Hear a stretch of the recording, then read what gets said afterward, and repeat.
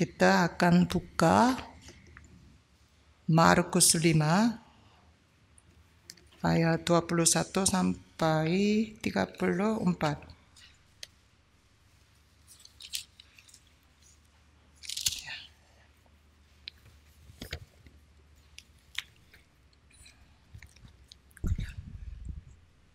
Bacanya dengan pergantian, saya duluan. Sesudah Yesus menyeberang lagi dengan perahu, orang banyak berbondong-bondong datang lalu mengerumuni dia sedang ia berada di tepi danau. Datanglah seorang kepala rumah ibadah yang bernama. Ketika ia melihat Yesus, tersungkurlah ia depan kakinya dan memohon dengan sangat kepadanya, "Anakku perempuan sedang sakit, hampir mati. Datanglah kiranya dan letakkanlah tanganmu atasnya, supaya ia selamat dan tetap hidup." Lalu pergilah Yesus sepanjang. Orang banyak berbondong-bondong mengikuti dia dan berdesak-desakan di dekatnya. Adalah di situ seorang perempuan yang sudah 12 tahun lamanya menderita pendarahan.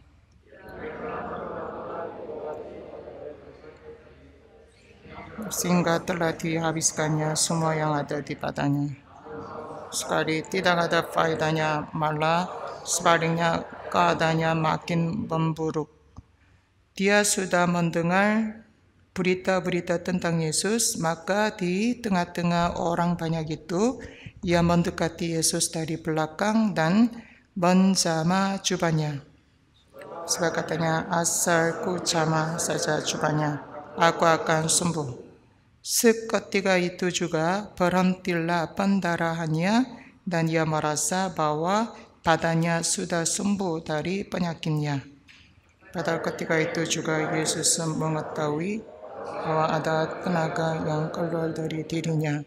Lalu ia berbaring di tengah orang banyak dan bertanya, "Siapa yang menjamah jubahku?" Murid-muridnya menjawab, "Engkau melihat bagaimana orang-orang ini berdesak-desakan dekatmu dan engkau bertanya, 'Siapa yang menjamah aku?'" Lalu ia menoleh untuk melihat siapa yang telah melakukan hal itu.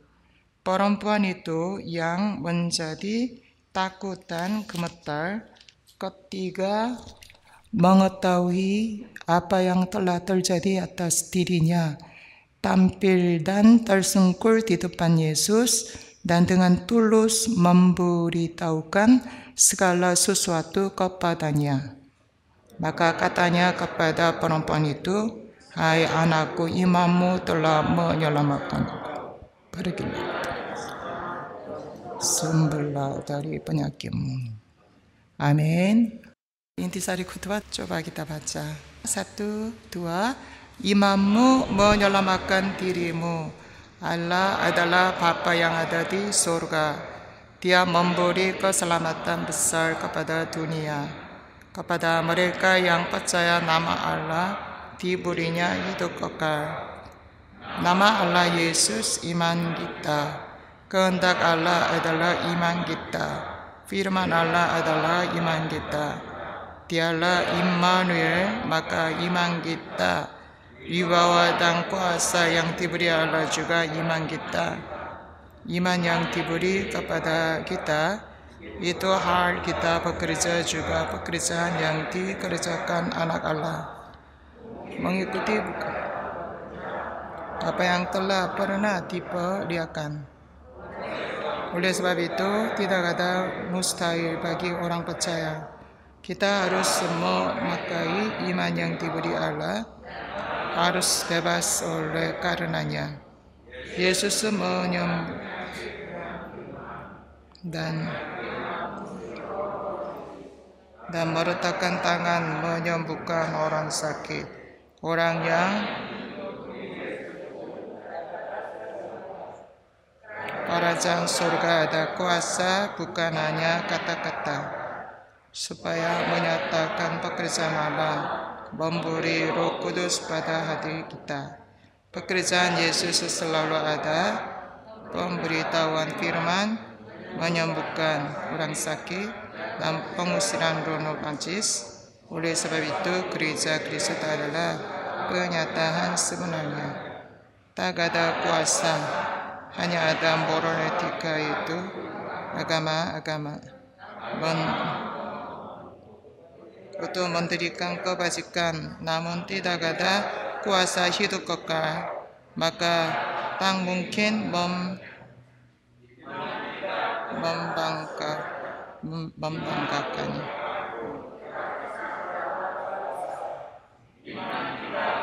Kuasa, siapapun tak mungkin memprotesnya. Iman kita itu kuasa. Amin.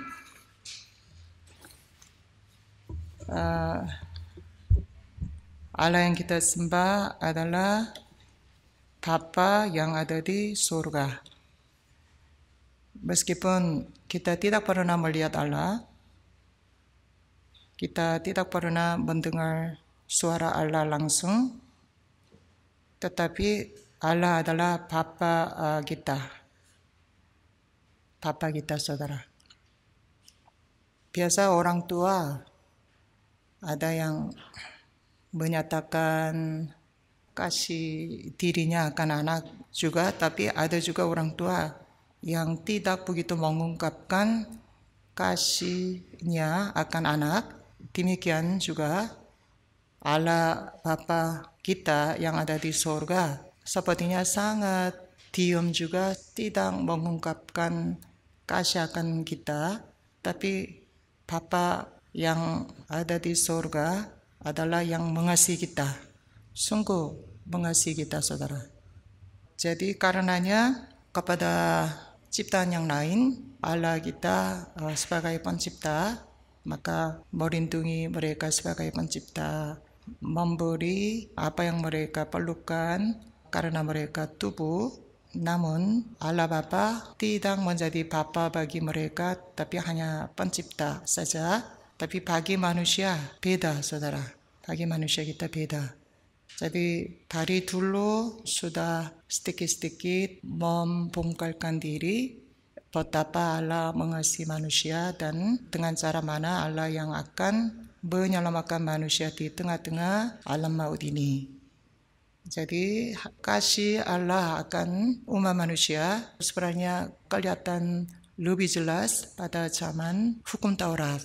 Jadi melalui hukum Taurat dengan pimpinan Musa atau pimpinan malaikat Yehova, Allah menunjukkan kasih Allah.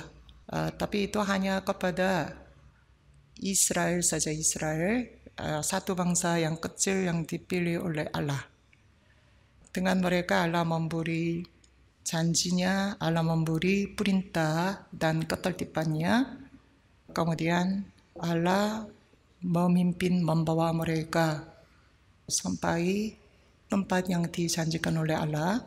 Karenanya umat Israel sangat berbahagia dengan pimpinan tuntunan daripada Allah waktu itu.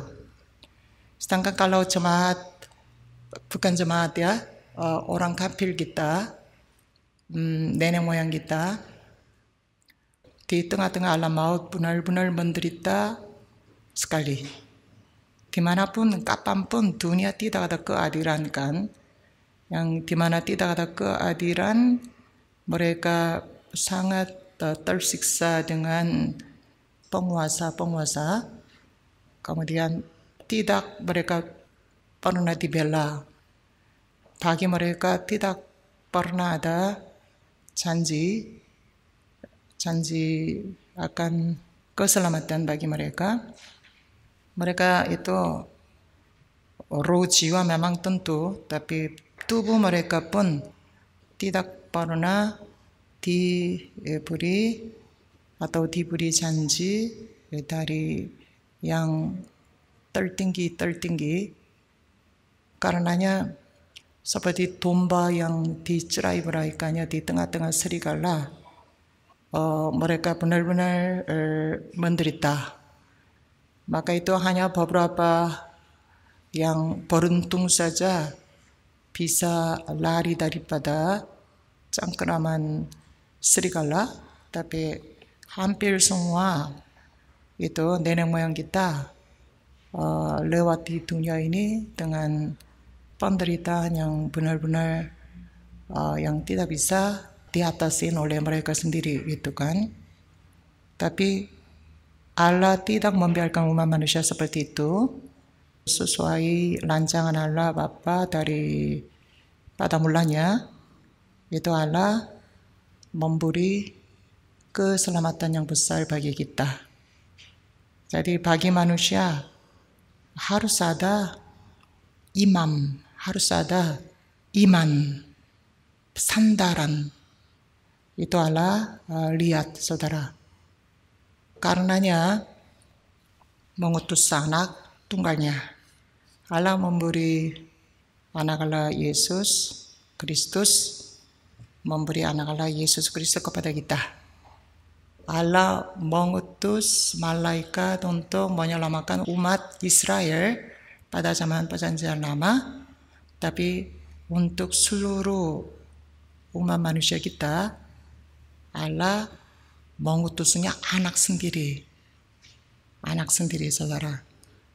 Dan anak sendiri pun diurapi oleh Allah dan diberi tugas yaitu membinasakan musuh manusia, ya bahkan musuh Allah juga ya, membinasakan musuh manusia iblis, kemudian menyelamatkan umat manusia. Itu diberi oleh Allah Bapa kepada anak. Maka anak Allah datangnya sebagai Kristus. Ini yang kabar yang benar-benar mengguncangkan dunia, yaitu surga dan bumi, saudara. Betapa Allah mengasihi umat manusia sebagai anak, mau menjadikan anak-anaknya, sehingga mengutus anaknya sendiri sebagai Kristus. Itu benar-benar mengherankan semua yang ada di surga dan bumi. Itulah yang suatu pekerjaan Allah yang sungguh amat besar, saudara. Banyak orang terkagumnya dengan penciptaan Allah. Bagaimana Allah menjadikan angkasa, ya, kemudian menjadikan angkasa, kemudian cakrawala, matahari, bulan, bumi dan semua isi itu, mereka sangat terkagum, gitu kan. Kita pun demikian. Tapi sebenarnya kita harus terkagum betapa besarnya kasih Allah yang ingin menjadi Bapa kita, sehingga mengaruniakan anaknya sebagai Kristus itu. Di situ kita harus terkagum, saudara. Ketika domba dicerai-beraikan, apabila ada gembala yang kuat dan setia, domba tidak akan digigit atau dicengkeramkan oleh serigala itu, karena tuntunan dan perlindungan dari gembala yang baik, gitu kan. Maka itu Allah Bapa mengutus anaknya sebagai gembala yang melindungi domba-domba yang dicerai-beraikan di tengah-tengah serigala itu. Itulah yang apa yang diceritakan dari Alkitab dari awal sampai akhir, gitu. Jadi betapa kita syukurnya bagi kita ada gembala, bagi kita ada pemimpin, bagi kita ada raja, bagi kita ada sandaran, bagi kita ada batu karang yang tidak tergoyah sedikit pun. Itulah, saudara, membuat kita berbahagia. di dalam Roh Kudus itu. Jadi iman yang Allah berikan kepada kita itu sebenarnya sangat tidak masuk akal dengan rasional manusia. Tapi hanya percaya nama Yesus adalah nama Allah saja diberi hidup kekal. Ini bagaimana bisa dapat janji seperti ini? Janji seperti ini bukan dari presiden, tapi Allah yang memiliki surga dan bumi dan segala isinya berada daripada mulanya mengadakan, menciptakan segala-galanya, pemilik atas segala-galanya memberi janji seperti ini. Kita sudah mengalami janji Allah tidak pernah berubah. Kemudian melalui wahyu Allah itu juga kita bisa mengerti, saudara. Apa yang dengar perintah dari Allah, maka dari yang tidak ada dapat berada itu pun karena mereka mendengar perintah Allah, kemudian mereka tetap menjaga posisi mereka, tugas mereka sejak mereka diciptakan dan terus menerus itu berapa lama waktu kita tidak begitu tahu ya, apakah jutaan tahun atau berapa gitu, tapi mereka tetap jaga posisi mereka dan tidak tergoyah sedikit pun berjalan terus. Itu saja kita bisa tahu betapa Allah agung dan mulianya, kemudian kuasa yang sungguh mutlak, kemudian Allah betapa tidak tergoyah sedikit pun itu, karena ciptaan dari Allah itu pun mereka tidak tergoyah sedikit pun, tapi mereka tetap berlangsung sampai hari ini, tetap menjaga tugasnya sampai hari ini, tidak pernah sedikit pun berubah. Jadi karena demikian, kita yang percaya akan janji Allah, benar-benar kita memiliki hati yang lega, sebab dengan wahyu yang diberikan oleh Allah yang paling dasar pun kita mengerti Allah tidak mungkin berubah. Allah yang tidak mungkin berubah, tidak mungkin membatalkan apa yang Allah janjikan, itu berjanji sama kita hanya percaya nama Yesus sebagai nama Allah saja, kita diberi hidup kekal. Maka betapa besarnya iman yang diberi oleh Allah kepada kita. Jadi kita sampai meninggal dunia pegang pada janji Allah dan mengakui nama Yesus nama Allah, kemudian panggil nama Yesus saja mendapat keselamatan, itu memperoleh hidup yang kekal. Kisah 4 ayat 12 mengatakan, di bawah kolong langit tidak ada nama lain yang memberi keselamatan selain nama Yesus. Orang memanggil ketika kita sakit atau ketika kita terkejut gitu ya, itu biasa anak-anak panggil mami atau papi begitu. Tapi mami papi sebenarnya tidak bisa menyelamatkan kita. Mungkin orang ada memiliki kesayangan, ketika dia mau mati mungkin dia panggil si anu kesayangan aku. Juga mereka tidak bisa menolong pasangan yang dia sedang meninggal juga, tidak bisa. Kita memanggil nama presiden, mana mungkin juga. Nama menteri enggak mungkin juga pasti. Gitu. Memang umat Israel ketika mereka panggil nama Yehova, mereka mendapat keselamatan secara tubuh memangnya.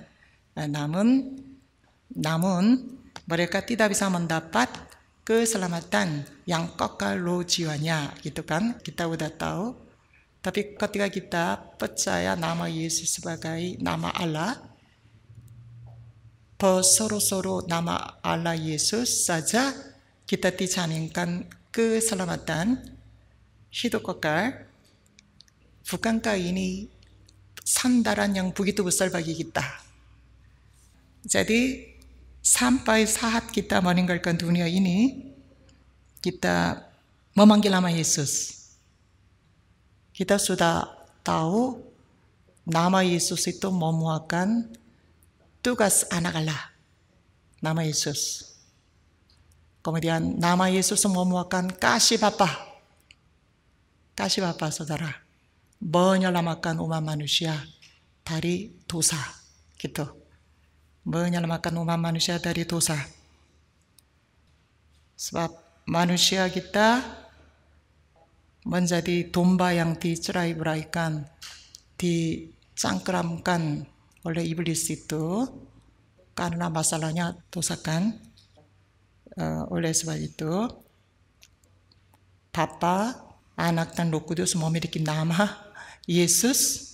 Anak Allah datang ke dunia ini dalam nama Yesus untuk menyelesaikan tugas nama Yesus.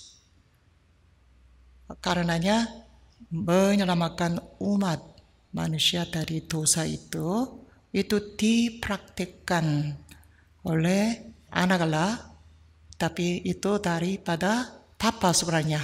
Jadi karena Bapa sudah melancangkannya dan memberi tugas kepada anak Allah mempraktikkan semua yang disuruh oleh Bapa.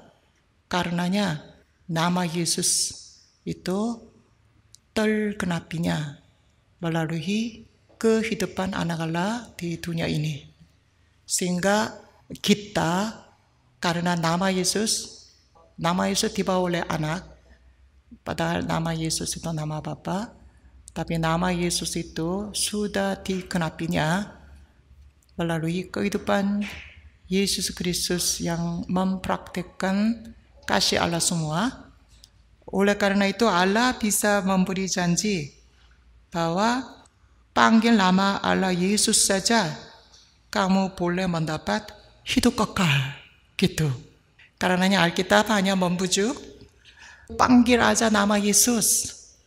Kalau itu kamu akan mendapat keselamatan. Ini betapa besar imannya. Panggil nama Yesus itu tidak perlu ada tempat khusus.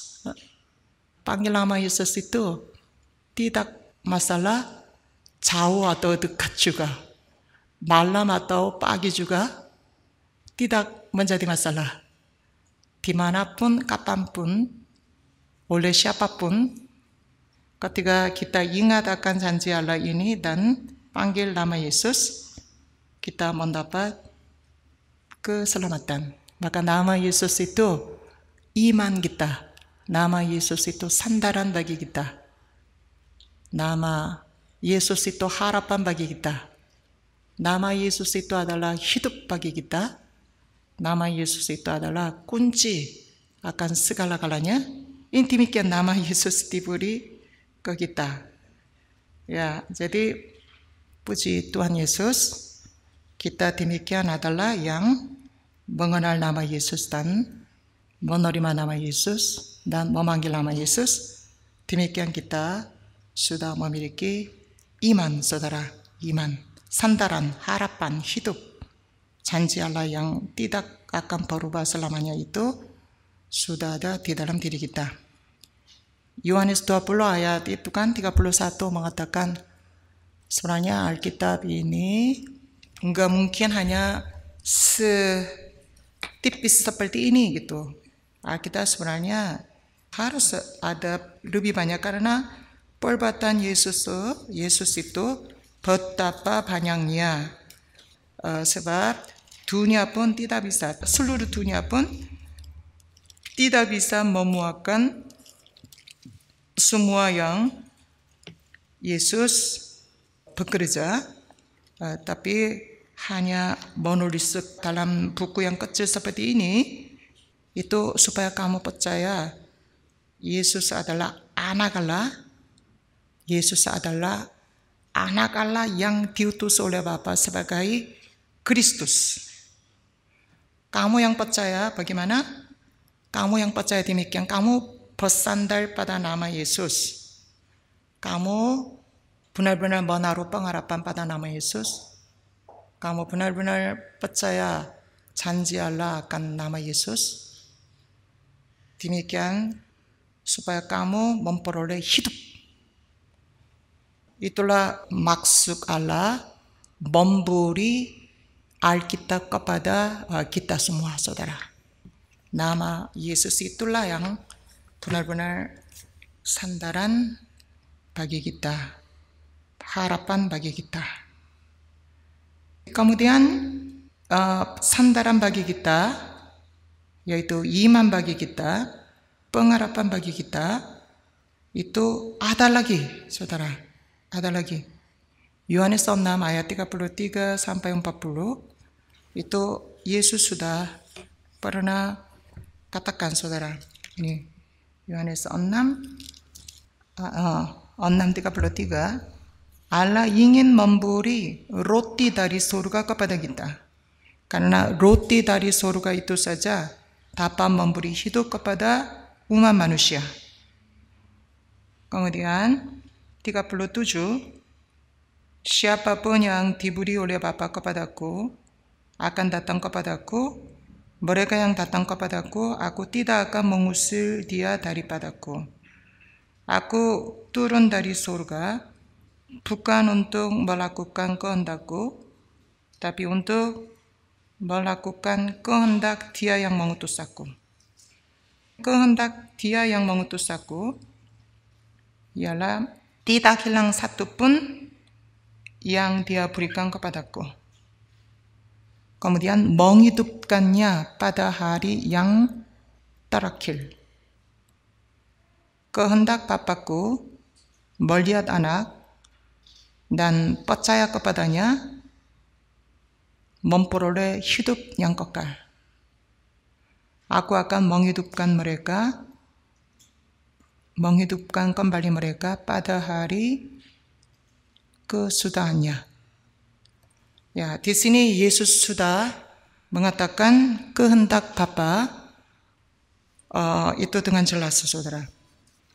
Jadi Yesus datang ke dunia ini bukan untuk melakukan urusan Dia, tapi supaya Dia melakukan pekerjaan yang dititipkan oleh Bapa. Jadi mereka yang diberi oleh Bapa kepada Yesus itu satu pun tidak akan hilang. Kalau Allah sudah mengambil keputusan seperti ini, kita tidak mungkin menjadi yang terhilang, saudara. Tapi kehendak Bapakku kita harus tahu lebih jelas.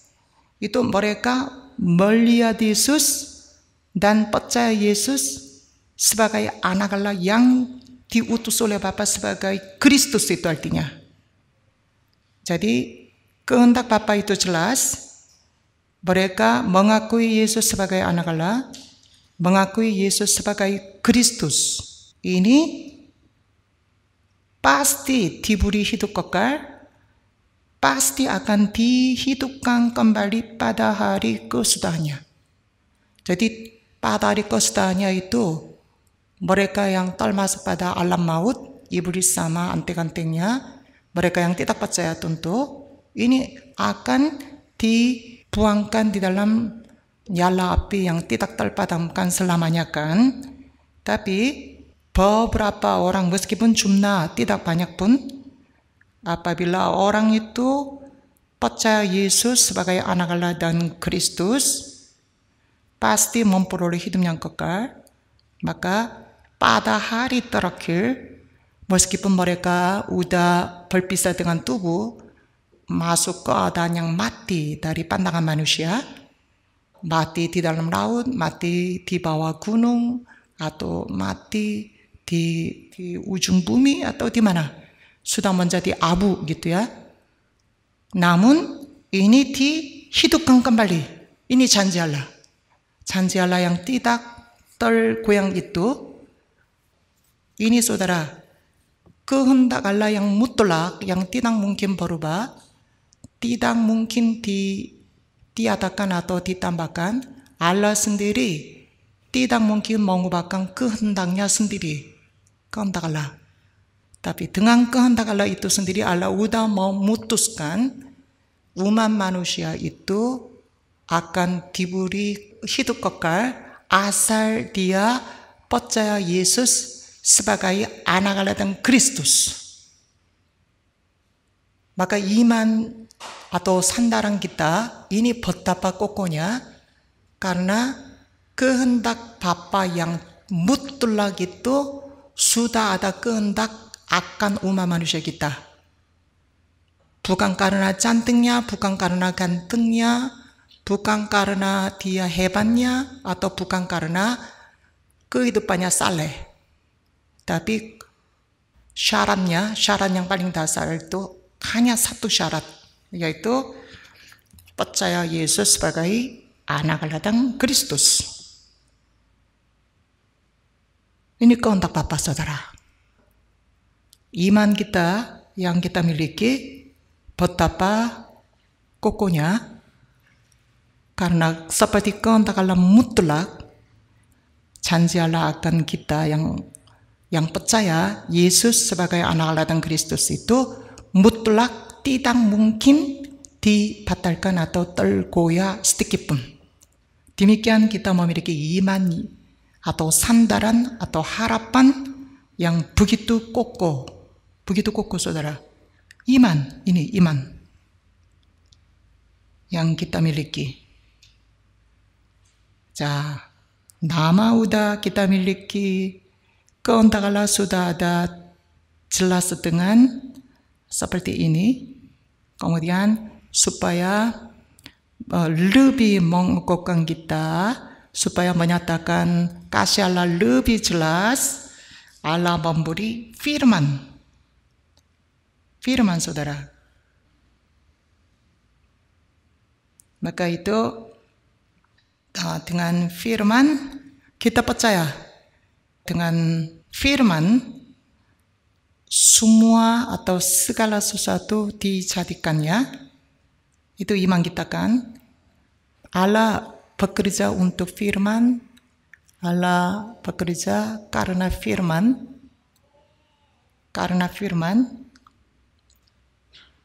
segala sesuatu yang ada itu untuk firman. Tapi saudara, firman itu menjadi manusia, datang ke dunia ini dan memberi dirinya, yaitu minum나 darahku, makan나 dagingku. Demikian firman, Allah sendiri bekerja karena firman, untuk firman, dan semua pekerjaan Allah itu hanya untuk firman, saudara. Logos. Segala sesuatu dijadikan oleh karena firman, untuk firman. Tapi firman itu sendiri datang ke dunia ini menjadi Immanuel. Datang ke dunia ini sebagai manusia, kemudian menjadi Immanuel. Allah berada bersama dengan umat manusia. Berada bersama dengan umat manusia kita itu bukan hanya 3 tahun atau 33 tahun di Yerusalem, tapi melalui Roh Kudus benar-benar terjadi Immanuel sesungguhnya.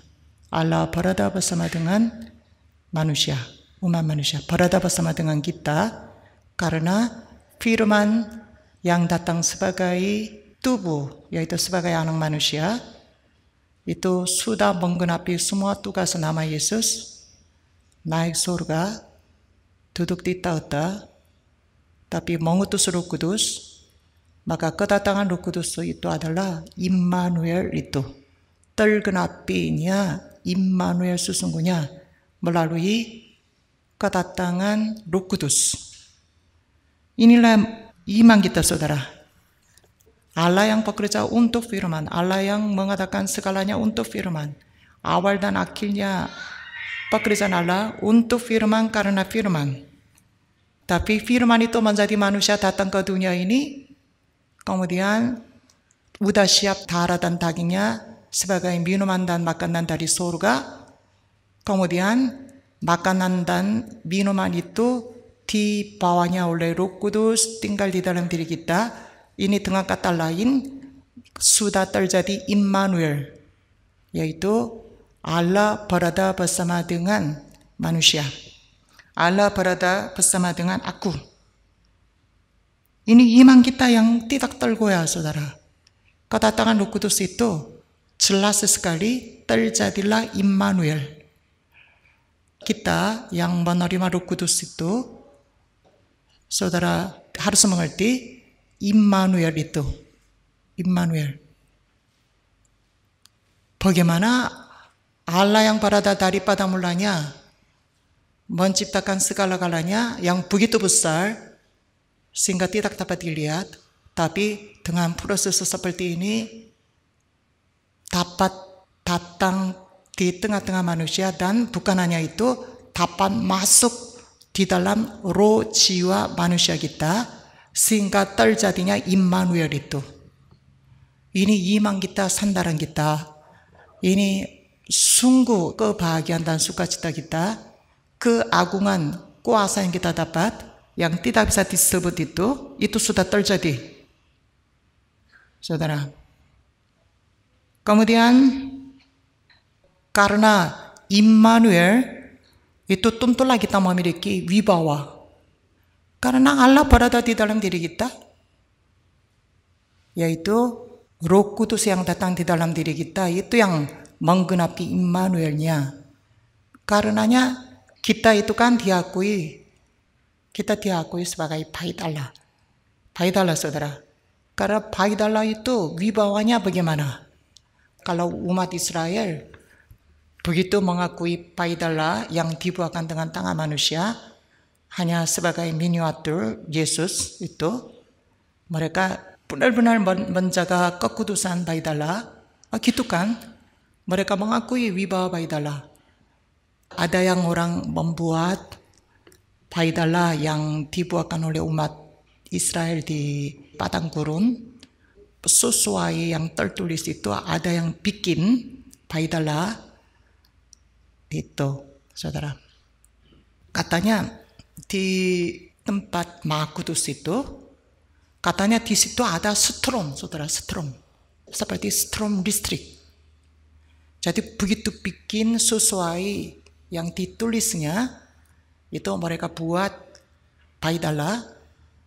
Meskipun dibuat dengan tangan manusia demikian, tapi di tempat Maha Kudus itu, di tempat Maha Kudus, kita tahu kan tempat Maha Kudus ya, di situ katanya ada strom, saudara.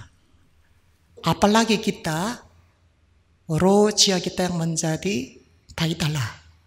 Sekarang terjadi Immanuel. Immanuel itu benar-benar ada wibawanya. Benar-benar ada kuasanya. Tidak mungkin tidak ada wibawa, tidak mungkin tidak ada kuasanya ini.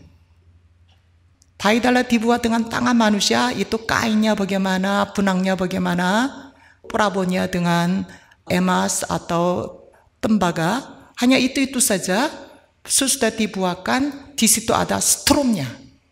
Strom, saudara, benar stromnya ada.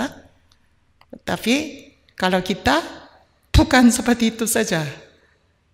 Immanuel itu terjadi di dalam roh jiwa kita, karena Roh Kudus ada di dalam diri kita. Pasti ada stromnya, maka wibawa dan kuasa pasti ada. Ini iman kita, saudara.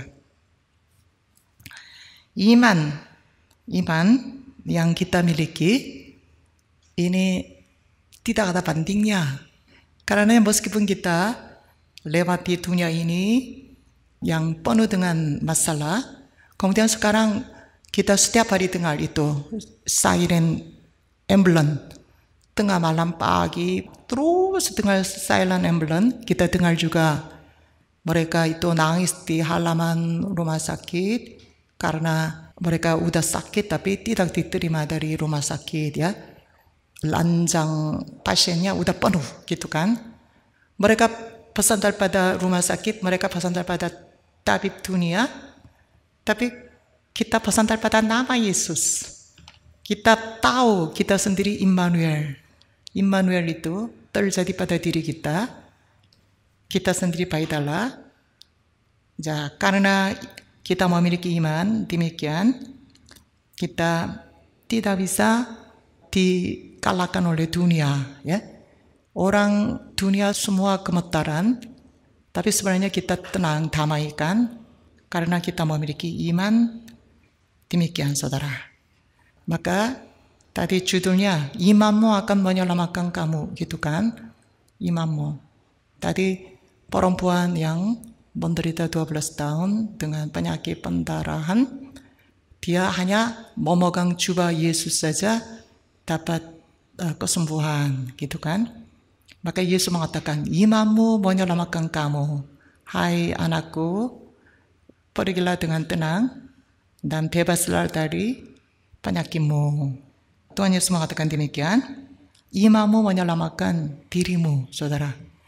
Meskipun kita sudah tahu nama Yesus, nama Allah, sudah kita tahu kehendak Allah sudah ditentukan seperti ini. Karena kita menerima Roh Kudus, Immanuel sudah terjadi, maka tentulah kita memiliki wibawa dan kuasa. Sudah percaya demikian pun, kalau saudara tidak mengakui iman yang saudara sedang miliki itu, saudara tidak mungkin mengalami apa yang dijanjikan oleh Allah. Itu masalahnya. Itu masalahnya itu, saudara. Kita kalau diberi itu 100.000 rupiah, kita tahu nilainya. Kemudian ketika kita lapar, dengan uang itu kita pasti beli, makan dan mengisi, sehingga kita mungkin tidak akan mati kelaparan gitu. Tapi 100.000 rupiah kita kasih kepada anak. Anak itu tidak tahu nilainya ya. Maka meskipun dia memiliki uang cukup besar, dengan uang itu dia bisa mendapat makan waktu dia lapar. Tapi karena tidak mengakui nilai uang itu, anak itu bisa mati dengan kelaparan. Maka meskipun memiliki uang yang sama jumlahnya, tapi bagi yang mengakui nilainya, uang itu akan menyatakan efeknya. Tapi bagi anak-anak yang tidak mengakui nilai akan uang yang cukup besar itu, tidak ada faedahnya. Padahal dia miliki juga. Ini sekarang masalah di antara kita terjadi. Ada yang mengakui iman yang sudah diberi oleh Allah dan tidak. Itu masalahnya. Saudara, kita harus mengakuinya. Iman yang kita miliki ini bukan sekedar suatu gagasan atau filsafat atau suatu kepalsuan. Bukan, saudara, ini. Ini benar-benar realitasnya. Penyataan sebenarnya. Oleh karena itu kita harus pakai iman kita yang sudah kita miliki. Ini kehidupan iman kita. Tapi yang herannya, mengapa Allah memberi iman yang sebesar seperti itu kepada kita? Kita sebenarnya tidak beda dengan anak Allah sendiri, saudara. Anak Allah yang keluar dari pangkuan Bapa itu memiliki nama Yesus sama dengan kita. Tahu kehendak Bapa, karena didatangi Roh Kudus, menyatakan penyataan kuasa Allah itu lakukan oleh Tuhan kita Yesus. Sebelumnya dia orang Nazaret yang biasa. Tapi begitu didatangi Roh Kudus, nama Yesus yang dia miliki itu sepertinya meredak. Meredak, saudara.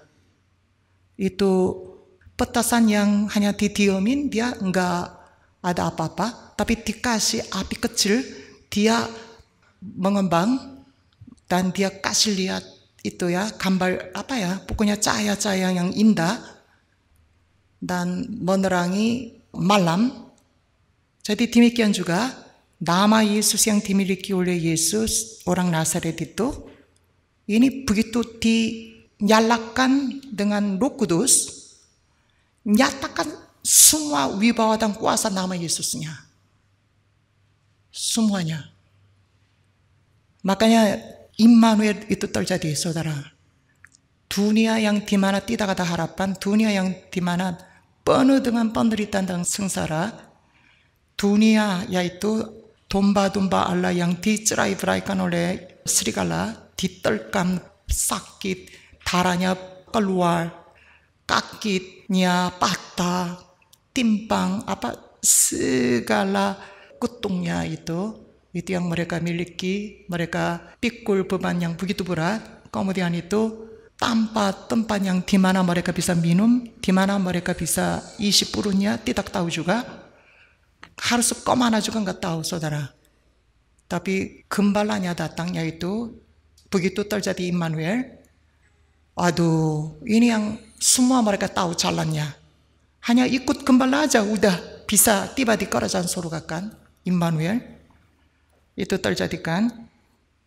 Yesus yang bekerja sebagai gembala yang besar demikian karena mengerti, menyadari tujuan Bapa yang mengutus dirinya ke dunia ini melalui Roh Kudus, maka nama Yesus yang dia diberi oleh Bapa betapa besar kuasanya dan janjinya, harapannya, dan harus menggenapi tugas akan nama Yesus itu ia sadar.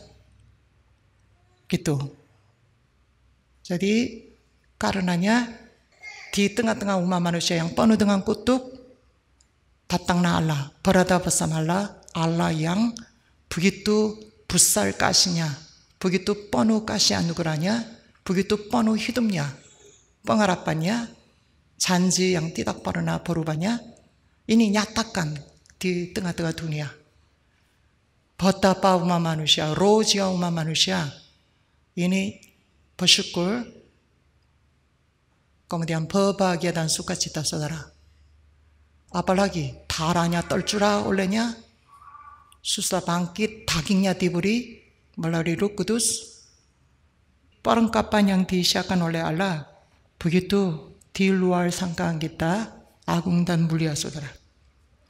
Ini yang sama yang dimiliki oleh Yesus Kristus diberi kepada kita. Diberi kepada kita. Mengapa diberi kepada kita? Itu Yohanes 14 ayat 12 mengatakan, kehendak Allah akan umat manusia kita yang percaya, itu bekerja apa yang Yesus pernah bekerja, bahkan lebih besar daripada Yesus bekerja, gitu katanya. Itu kadang-kadang kita tidak bisa mengerti ya. Mengapa Allah begitu menaruh pengharapan besar akan kita gitu ya. Memang karena Allah sudah memberi semua yang pernah Allah Bapa berikan kepada anaknya sendiri.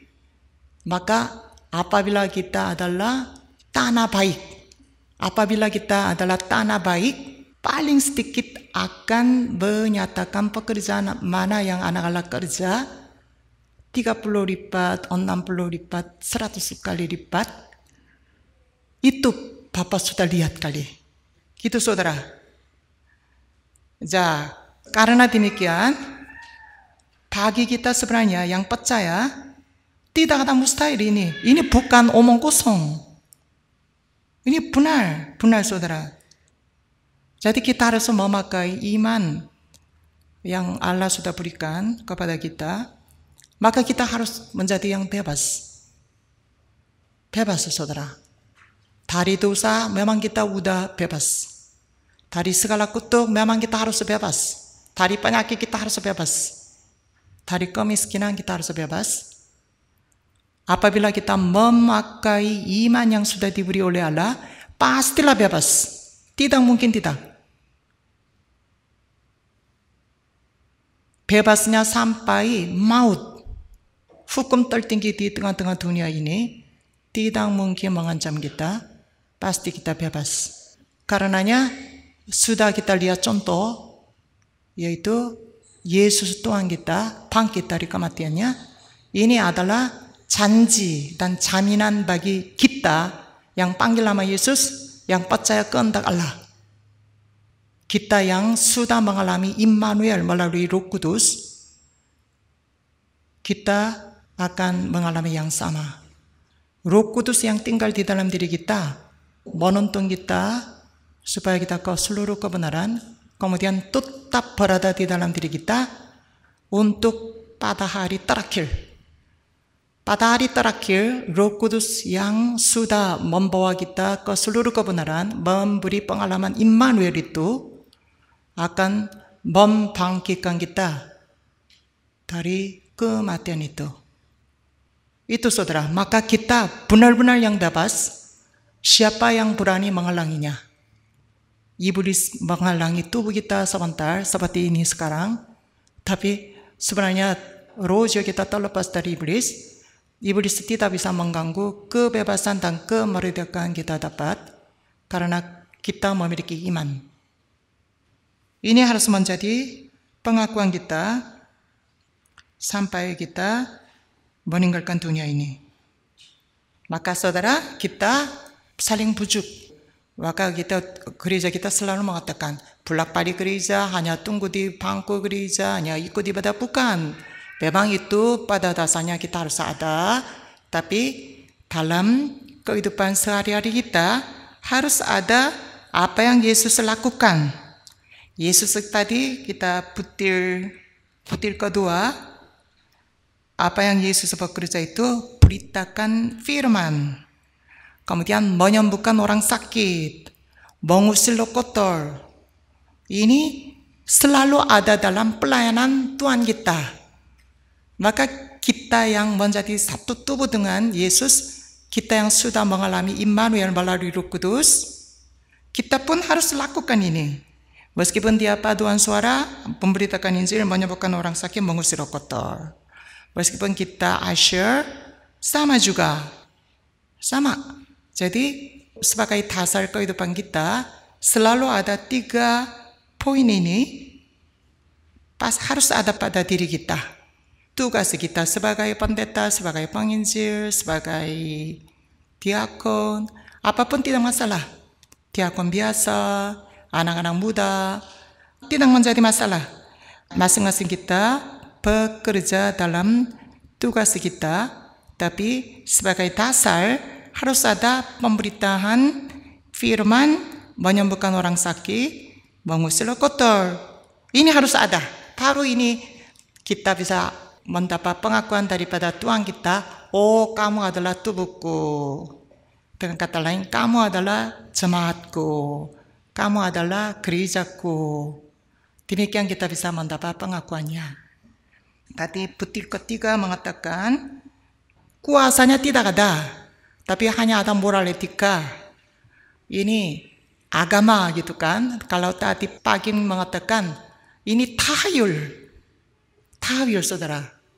Hanya ada moral etika dalam kumpulan namanya orang Kristen gitu. Tapi hanya ada moral etika, tidak ada kuasa yang dijanjikan oleh Allah.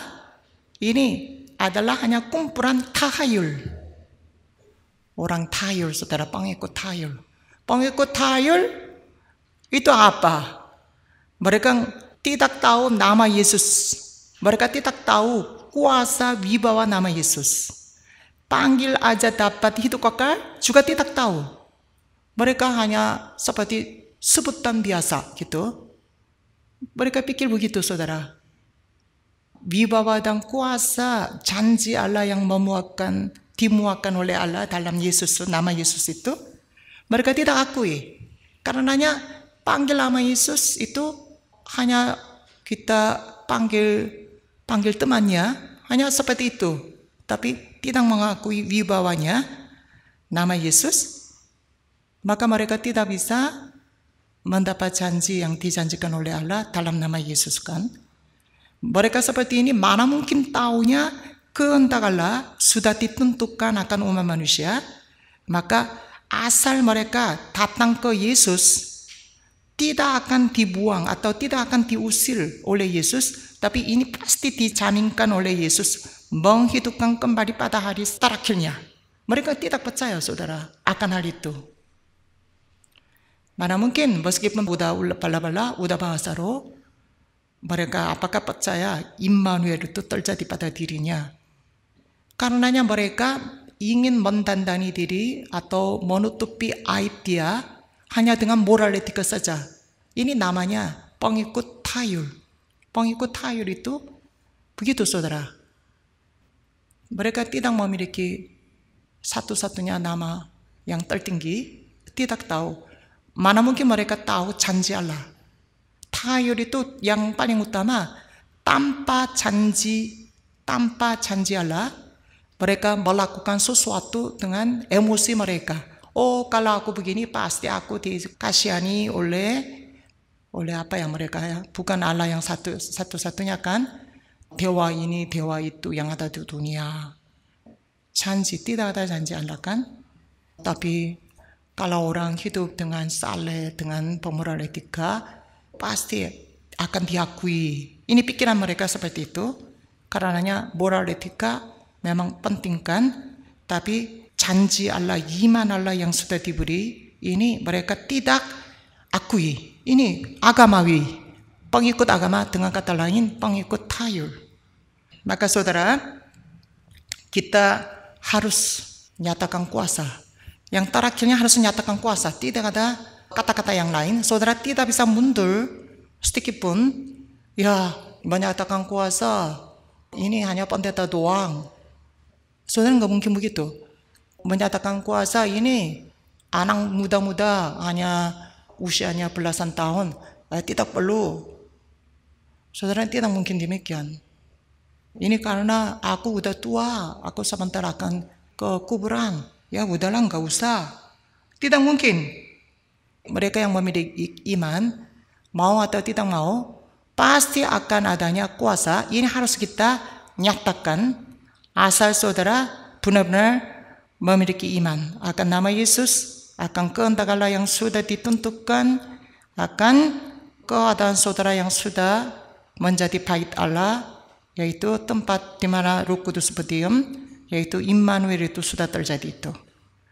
Tidak mungkin. Maka secara spontanius pasti keluarlah saudara. Beritakan Injil juga keluar. Menyembuhkan orang sakit. Itu sembuh atau tidak sembuh itu urusan Allah Bapa. Tapi kita meletakkan tangan. Pasti kita percaya ketika meletakkan tangan mendoakan orang sembuh itu. Pasti kita tahu. Dalam nama Yesus Roh Kotor tidak mungkin berada di dalam diri kita maupun orang. Maka usul Roh Kotor ini 3 hal harus menyertai kita. Inilah apa yang kita harus alami dalam kehidupan kita. Maka perempuan tadi katanya 12 tahun dia cari berbagai obat dan tabib. Tapi dia hanya menghabiskan semua ada pada dirinya, malah penyakitnya makin parah. Tapi dia udah memiliki iman. Memiliki iman saudara. Oh, sandaran pengharapan yang satu-satunya janji Allah ini sudah datang. Maka pegang jubah saja, aku akan sembuh. Dia memiliki iman demikian. Kalau pewira itu katakan saja satu kata yang keluar dari mulut engkau, anakku akan sembuh. Dia bilang begitu saudara. Tuhan terkagum-kagum. Di antara Israel pun aku tidak pernah melihat iman sebesar seperti ini. Satu kata daripada engkau saja. Memang karena kata-kata yang keluar dari mulutnya, firman-Nya, mengatakan segala-galanya yang kelihatan dan tidak kelihatan. Maka betapa besarnya kata-kata yang keluar dari mulut Yesus. Yang ada bisa juga ditiadakan, yang tidak ada bisa jadikan yang ada. Ini dia udah mengerti. Saudara, imanmu menyelamatkan kamu. Bukan Allah karena tangannya pendek. Bukan Allah tidak mendengar kita. Bukan Allah tuli atau bisu. Bukan. Tapi imanmunya di mana? Imanmu tidak tercapai. Padahal sudah diizinkan oleh Allah sampai seperti ini. Kasih namanya sudah menentukan kehendaknya. Sudah izinkan Immanuelnya, tapi Imammunya tidak tercapainya. Sehingga kamu tidak bisa melihat kemuliaan Allah, kamu tidak bisa dijawab. Tapi saudara, kita harus memiliki iman, karena yang menyelamatkan kita, iman kita saudara. Allah sudah selesai semua pekerjaan untuk menyelamatkan kita, untuk memberi hidup kekal, segalanya sudah selesai semua. Dan sudah berikan semuanya kepada kita. Maka kita tidak bisa minta, tolong kasih nama Yesus. Sudah dikasih. Tolong Tuhan, milikilah kehendak-Mu akan aku yang lebih bagus. Berilah berkat ini, berkat itu. Kehendak Allah sudah jelas. Asal kamu berada di dalam Yesus, panggil nama Yesus, kamu akan memperoleh hidup kekal. Udah. Meskipun kamu udah kembali ke jadi abu, kamu akan dibangkitkan. Sudah ada ketentuan daripada Allah yang tidak berubah. Sudah ada. Apalagi, terimalah Roh Kudus. Kalau gitu, kamu akan mengalami Immanuel. Allah berada bersama dengan kamu selama-lamanya. Ini udah dijaminkan. Masa Allah berada bersama dengan kita selama-lamanya? Tapi, mengapa kita tidak melihat kemuliaannya? Masalahnya iman yang percaya akan hal itu, apakah jauh 10 cm, apakah jauh 3 cm, apakah jauh 1 mili. Jauh 1 mili saja tidak akan terjadi masalahnya. Gimana? Maka kita harus berusaha supaya benar-benar kita tercapai pada imannya, sehingga firman ini tergenapi pada diri kita. Imanmu menyelamatkan kamu. Allah tetap sudah kasih semuanya, sudah kasih. Kamu mencapai ke sini dengan iman kamu. Karena itu kamu akan mendapat semuanya dijanjikan oleh Allah. Tapi kurangnya 1 mili atau 1 senti atau 10 senti, ini bagaimana? Maka kita dengan doa sungguh-sungguh, dengan kerendahan hati, dengan pengakuan kita yang tulus kepada Allah, Allah Bapa, berilah iman yang benar-benar yang bisa menyelamatkan diri aku. Apakah aku kurang 1 mili? Itu berilah iman yang bisa kena pada diri engkau. Apakah kurang 10 senti? Berilah iman yang bisa kena pada janjimu, pada kemuliaan namamu. Demikian kita. Doa kita harus begitu, saudara. Tapi kadang-kadang doa kita agak bertele-tele gitu ya. Bertele-tele, saudara. Saya juga itu sering demikian juga. Sering juga. Tapi kita semua, saudara, kembali ke iman yang sesungguhnya diberi oleh Allah. Jaminan Allah akan kita sungguh besar dan agung. Allah menaruh pengharapan kepada kita.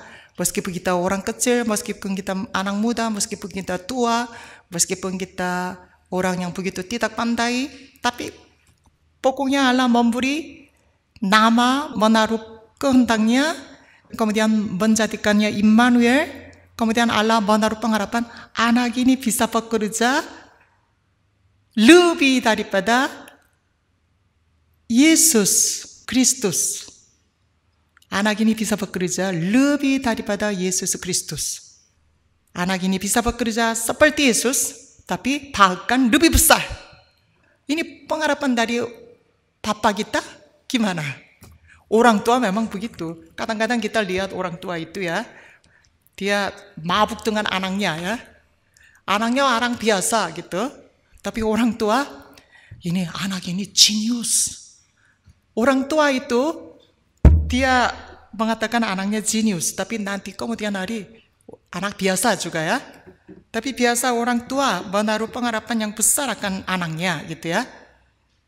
Apakah Allah menaruh pengharapan terlalu besar kepada kita sehingga Allah pikir jenius? Saya kira nggak mungkin ya. Kita memang bisa salah ya, menilai anak kita lebih daripada kemampuan anak kita memang bisa. Tapi Allah tidak mungkin. Mengapa? Karena Allah memberi apa yang Allah Bapa berikan kepada Yesus Kristus yang sama persis kepada kita, maka Allah Bapa percaya kita bisa bekerja seperti Yesus Kristus, bahkan lebih besar. Ini benar. Benar. Tidak, amin?